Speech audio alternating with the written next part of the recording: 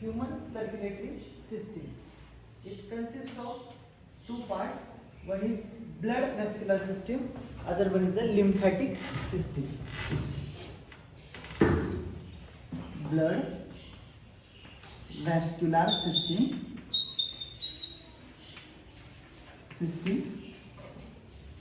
It composed of blood vessel and involuntary pumping organ, heart. Blood, what is blood? It is a red colored fluid connective tissue. Fluid connective tissue. Again, it is slightly alkaline,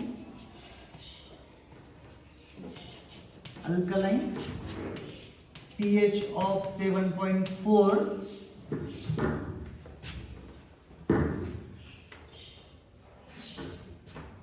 Blood formed of two components, plasma and formed elements, म्हणजे blood कॉर्पुस्कल्स आपण ज्याला म्हणतो ते त्याच्यामध्ये येणार आहे. Blood is a fluid connective tissue. जसं blood vascular system मध्ये blood is a fluid, similarly lymphatic system is another circulatory system in our body. फक्त याचा विचार करून जमणार नाही. सर्क्युलेटरी सिस्टीम स्टडी करत असताना फक्त ब्लड आणि ब्लड वेसल आणि हार्ट शिकलं म्हणजे झालं असं नाही. लिम्फॅटिक सिस्टीम ही आणखी एक सर्क्युलेटरी सिस्टीम आहे आणि दोन्ही म्हणजे मग ह्युमन सर्क्युलेटरी सिस्टीम असं व्हायला हवं. Lymphatic system consist of very important, the fluid present in lymphatic system is a lymph, which is faint yellow color or straw colored fluid, exactly similar to blood. Same आहे, blood सारखंच आहे, फक्त याच्यामध्ये दोन गोष्टी नसतात. एक तर क्लॉटिंग फॅक्टर नसतात आणि दुसरी गोष्ट म्हणजे आरबीसीज नसतात त्याच्यामध्ये, त्यामुळे याला रेड कलर नाहीये. ब्लडचा रेड कलर मध्ये असलेल्या आरबीसीज मध्ये असलेल्या हिमोग्लोबिनमुळे याच्यात आरबीसी नाहीयेत, म्हणून हे रेड कलरचं नसतं. Okay, lymph is there. Then lymphatic tissue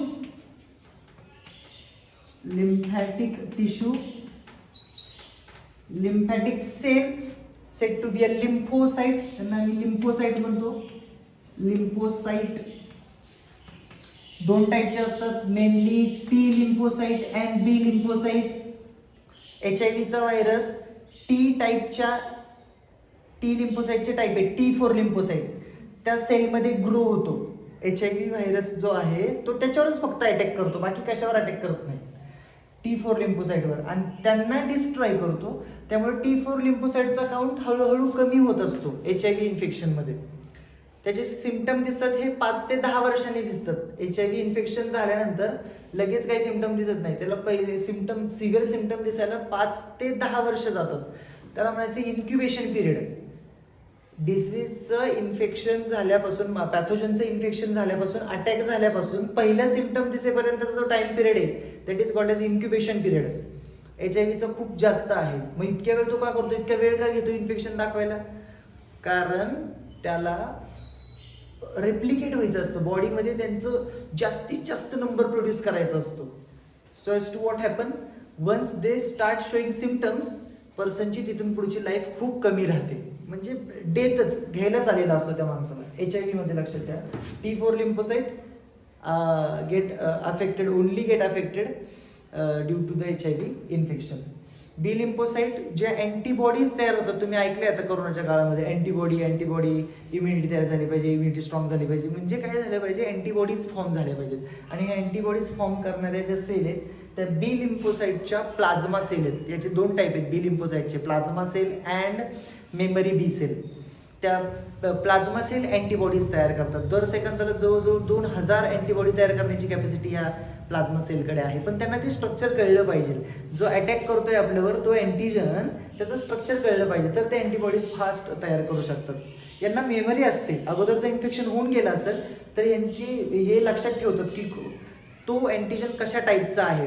त्याच्या बॉडीवरती, त्याच्या सेलवरती, सेल मेम्ब्रेनवरती कोणत्या टाईपचे ग्रुप्स आहेत हे लक्षात ठेवतात. अकॉर्डिंगली अँटीबॉडीज तयार करतात. सेकंड टाईमचं इन्फेक्शन जे आहे, सेकंड एक्सपोजर जो असतो सेम अँटीजनचा, हा पटकन ट्रीट होतो बॉडी करणं. फर्स्ट एक्सपोजर ट्रीट होत नाही. पहिल्यांदा टायफॉइड झाला, तुमच्याकडे अँटीबॉडीज तयार होतात. सेकंड वेळा टायफॉइड व्हायला वेळ लागतो. त्यासाठी तुम्हाला खूप मस्ती करावी लागते. बाहेरचं खाणं असेल किंवा कंटॅमिनेटेड फूड आणि वॉटर ते ड्रिंकिंग असेल, म्हणजे खूप शहाणपणा केला तरच मग सेकंड टाइम टायफॉइड होणार आहे. सेकंड टाइम कोणतेही डिसीज व्हायला इतकं सोपं नसतं, पण तुम्ही जर काळजी नाही घेतली तर मग तो पटकन होऊ शकतो, अदरवाईज होत नाही. का? कारण कोणत्याही अँटीजनचं सेकंड टाइम एक्सपोजर होत असताना, बॉडी त्याला एक्सपोज होत असताना आपल्या बॉडीकडनं अँटीबॉडीज क्विकली तयार केल्या जातात आणि त्या अँटीजनला किल केलं जातं. पण तुम्ही जर तितकी काळजी करत नसाल तर मग 100% सेकंड टाइम जोडून तुम्हाला तो डिसीज होऊ शकतो. बी लिम्फोसाइट मेमरी बी सेल म्हणून सांगतोय, त्यांच्या डोक्यात राहतं हे इन्फेक्शन ऑलरेडी झाले आणि याला कसं डिस्ट्रॉय करायचं. टी लिम्फोसाइटची पण मेमरी असते, त्याला मेमरी टी सेल म्हणतो आम्ही. टी लिम्फोसाइटचे पण मेमरीचे सेल आहेत, बी लिम्फोसाइटचे आहेत, आणि दोन्ही कोणत्या सिस्टीमचा पार्ट आहेत? लिम्फॅटिक सिस्टीमचा. मग तसे त्याचे टिश्यू असतात, त्यांना आम्ही लिम्फ नोड म्हणतो. बॉडीमध्ये खूप ठिकाणी लिम्फ नोड आहेत. जसे पोलीस स्टेशन असतात जागोजागी आपल्या सिटीमध्ये किंवा स्टेटमध्ये, तसं पोलीस स्टेशन म्हणजे हे लिम्फ नोड. ओके, हा. पण रिमांड घ्यायला तुम्ही कुठल्याही पोलीस स्टेशनला नेत नाही, त्याला फरसखानालाच न्यावं लागतं. एखादा सापडला की कुख्यात गुंड आहे, गुन्हेगार आहे, तर त्याला रिमांड फरसखानालाच होतं. तसं रिमांड करणारे जे मेन स्टेशन्स आहेत बॉडीमधले, ते म्हणजे मग स्प्लीन, त्याला आम्ही लिम्फॅटिक ऑर्गन म्हणतो. स्प्लीन, टॉन्सिल्स, पेयर्स पॅच, इंटेस्टाईनवर असणारे पेयर्स पॅच. फूडमधून तुम्ही काही टॉक्झिक मटेरियल कन्झ्युम करत असाल, फूडमधून काही पॅथोजन तुमच्या बॉडीमध्ये जात असतील, तर त्यांना किल करणारे म्हणजे मग ते कुठेही नाही किल केले जातं, त्यांना तिथं घेऊन नेलं जातं. कुठं नेलं जातं? तर ते म्हणजे लिम्फॅटिक ऑर्गन्स. कोणते कोणते असतात लिम्फॅटिक ऑर्गन्स? त्यात आम्ही दोन टाईप करतो lymphatic organs. First one primary lymphatic organ आणि secondary lymphatic organ. Primary lymphatic organ जे आहेत दॅट इज बोन मॅरो आणि थायमस. क्वेश्चन आलेला आहे हा. Which of the following is primary lymphatic organ? आणि तुमच्या ओळखीची देतात सगळे, टॉन्सिल्स, पेयर्स पॅच, देन हे लिम्फ नोड, स्प्लीन, आणि तिसरं देतात थायमस, किंवा चौथं देतात थायमस किंवा बोन मॅरो. आणि नेमकं लक्षात राहत नाही आपल्याला. मग आपल्याला वाटतं हे महत्त्वाचं जास्त, टॉन्सिल महत्त्वाचं जास्त, स्प्लीन महत्त्वाचं जास्त, पेयर्स पॅच महत्त्वाचं जास्त. मग ते असतील त्यातल्या त्यात. मग टॉन्सिल जास्त आपल्याला माहिती येतले, मग टॉन्सिल आन्सर असेल. प्रायमरी लिम्फॅटिक ऑर्गन दोनच आहेत, बोन मॅरो आणि थायमस. जिथे लिम्फोसाइट तयार होतात ती जागा म्हणजे बोन मॅरो. रादर सगळेच ब्लड सेल जिथे तयार होतात, blood cells are formed in bone marrow, झालेलं आहे मागच्या वर्षी आपल्याला.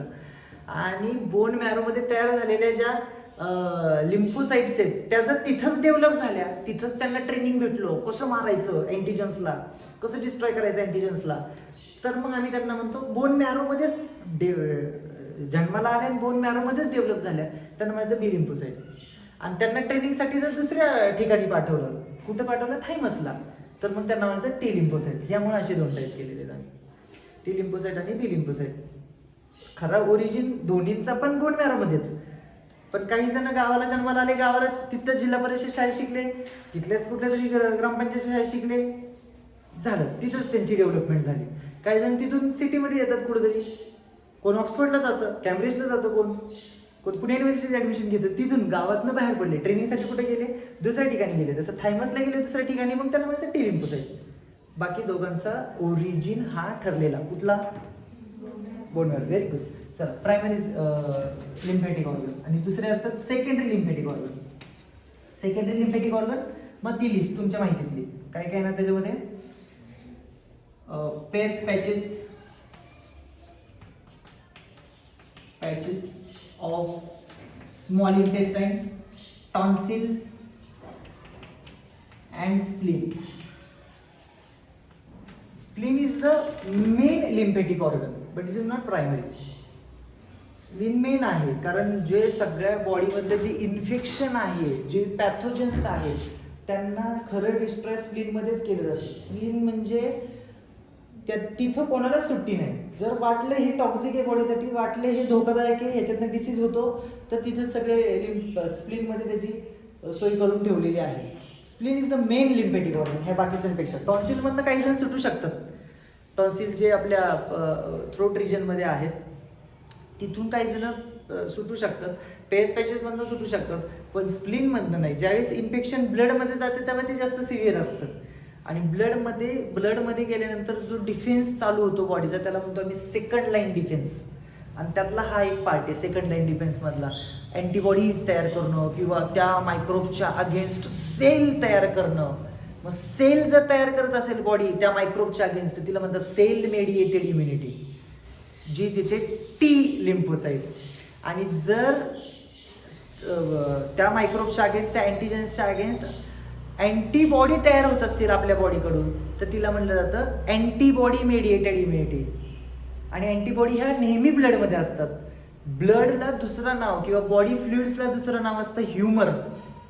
HUMOR, ह्युमर म्हणजे बॉडी फ्लुइड्स. तर त्याला दुसरं नाव आहे ह्युमोराल इम्युनिटी, ज्याच्यामध्ये अँटीबॉडीज इन्व्हॉल्व्ह होतात. फक्त अँटीबॉडी मेडिएटेड इम्युनिटी किंवा humoral immunity govern by B lymphocyte. आणि cell mediated immunity CMI, capital CMI, cell mediated immunity given by T lymphocyte. कधीच विसरू नका, हा पार्ट तितकासा महत्वाचा नाही ज्यावेळेस तुम्ही हा चॅप्टर स्टडी करता सर्क्युलेशन, पण ज्यावेळेस तुम्ही डिसीज स्टडी करता तेव्हा ह्याच्याशिवाय पर्याय नाही. हे खूप महत्वाचं आहे. हे जमलं तर तुम्हाला डिसीजचा एक म्हणजे डिसीज कसा प्रोग्रेस होतो आणि डिसीज पासून आपल्याला कशी सुटका मिळते हे समजू शकतो. Lymphatic system is related to all those concepts. ब्लडमध्ये सांगितलं मी already. Blood consist what is blood? Blood is a red coloured fluid connective tissue. And very important thing तुम्हाला लास्ट इयर आपण 11th मध्ये आठवत असेल तर मी टिप्लोप्लास्टिक ॲनिमल असं काहीतरी शिकवलं होतं. का मी 11th ला जातोय? आता आपलं रिप्रोडक्शन चॅप्टर झालेलं आहे. त्यात fate of germinal layers concept मी घेतलेली आहे. एक्टोडम, मिझोडम, एंडोडम हे जे 3 जर्मिनल लेयर्स फॉर्म होतात during the process name as gastrulation. त्या लेअरपासून, प्रत्येक लेअरपासून स्पेसिफिक ऑर्गन फॉर्म होत असतात. रादर स्पेसिफिक टिश्यू फॉर्म होतात. टिश्यूपासून ऑर्गन फॉर्म होत असतात. म्हणजे मग मी इपिथेलियल टिश्यू म्हटलं तर मग एक्टोडम आणि एंडोडम त्या दोन्हीपासून इपिथेलियल टिश्यू, तिन्हीपासून इपिथेलियल टिश्यू फॉर्म होतात. मिझोडमपासून पण इपिथेलियल टिश्यू फॉर्म होतात. ज्यावेळेस मी कनेक्टिव्ह टिश्यू म्हणतो किंवा मस्क्युलर टिश्यू म्हणतो, इट इज ऑब्टेन फ्रॉम और इट इज डिराइव्ड फ्रॉम मिझोडम. आणि ज्यावेळेस मी नर्वस टिश्यूचा विचार करतो किंवा काही ग्लँड्स आहेत ते मात्र फक्त एक्टोडम पासून तयार होतात. आणि ते कोणते ऑर्गन कोणत्या डम पासून तयार होतात हे सगळ्यांच्या तोंडपाठ आहे. रादर तुम्ही लिस्टच केली होती, ओके नाही? मग ॲड्रेनल मेडुला ॲड्रेनल कॉर्टेक्स 2 वेगवेगळ्या लेअरपासून आहे. मिडल इयर, एक्सटर्नल इयर 2 वेगवेगळ्या लेअरपासून आहे. हे तुम्हाला स्पेसिफिक पण मी सांगून ठेवलं होतं की हे चांगलं लक्षात ठेवा, नाहीतर तिथे तुम्हाला फसवलं जातं. पिट्युटरी ग्लँडचा मग तुम्ही ॲडिनो हायपोफिसिस पाहता, न्यूरो हायपोफिसिस पाहता, दोन्ही वेगवेगळ्या लेअरपासून आहे पिट्युटरी ग्लँडमध्ये सुद्धा. आणि ते खूप महत्त्वाचं आहे, ते चांगलं लक्षात ठेवा. फेट ऑफ जर्मिनल लेअर पॉईंट काढण्याचं इथं कारण असं आहे की blood is a fluid connective tissue and as it is a connective tissue it is derived from embryonic mesoderm. Connective tissue, muscular tissue दोन्ही पण मिझोडम पासून तयार होतात. सो इथं ते मेन्शन करायला पाहिजे आपण. Red coloured fluid connective tissue derived from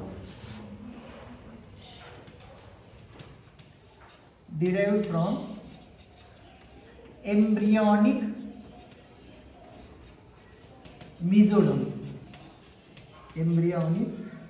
mesoderm. Okay. It is slightly alkaline, already मी सांगितलेलं आहे. Salty due to presence of various types of minerals and salts. Blood is थोडंसं ब्लड कसं सॉल्टी असतं, तरी प्रत्येकाने टेस्ट घेतलेली असेल त्याची. आता आपल्याला कळायला लागले की नाही तोंडात घालायचं नसतं लगेच, नाही तर कुठं काय लागलं की लहानपणी तर आमचं तर तेच मेडिसिन होतं, लगेच माउथमध्ये पोट करायचं. नंतर बाहेर शिकलं पण माउथमध्येच जास्त मायक्रो ऑर्गॅनिझम असतात, ते तिथून ब्लडमध्ये डायरेक्ट जाऊ शकतात, इन्फेक्शन होऊ शकतं. पूर्वी ते माहीत नसेल तुम्हाला की पूर्वी जर ग्राउंडमध्ये धडपडलं कुठं आणि काय झालं आम्हाला लागलं तर आमची एकच ट्रीटमेंट होती, माती घ्यायची फासायची त्याच्यावर, मातीच लावायची डायरेक्ट. नंतर काय लागलं की अरे मातीमध्येच मायक्रो जास्त असतात, कोरिनिबॅक्टेरियम क्लोस्ट्रिडियम टिटेनी नावाचा, कोरिनेबॅक्टेरियम टिटेनी नावाचा बॅक्टेरिया आहे ज्याच्यामुळे धनुर्वात होतो, टिटेनस, तो त्याच्यात असतो. तो डायरेक्ट तिथे जाऊ शकतो आणि आपल्याला टिटेनसचे अटॅक येऊ शकतात 5-6 महिन्यांनी, 4 ते 6 महिन्यांनी. आणि ते नाही म्हणून डॉक्टर टिटेनस इंजेक्शन देतात. आणि आम्ही गणपतीनंतर माती लागली नसेल तर आम्ही अजून माती लावायचं नाही किंवा ब्लड यायचं नाही म्हणून. म्हणजे पूर्वीचे जे ट्रीटमेंट होत्या त्या खरंच सायन्सला धरून होत्या का असं कधीतरी वाटतं, पण आम्ही त्यातनं बरोबर झालेलो. ते काय बॉडीची इम्युनिटी असेल की नाही काय एवढं झालं, पण ट्रीट व्हायचं जे काय असेल ते त्यावेळेस. तसं जसं मी सॉल्टी सांगतो, blood is salty and it is also viscous fluid. पाण्या इतकं ते फ्लुइड नाही आहे, फ्लुइडिटी वॉटर इतकी फ्लुइडिटी नाही त्याच्यामध्ये, आणि मध्ये इतकी विस्कोसिटी पण नाही. थोडंसं त्याच्या मिडलला म्हणलं तरी चालेल. ब्लड वॉटर इतकं फ्लुइड नाही आणि हनी इतकं विस्कस पण नाही, तर it is viscous fluid and heavier than water. Heavier than water, salty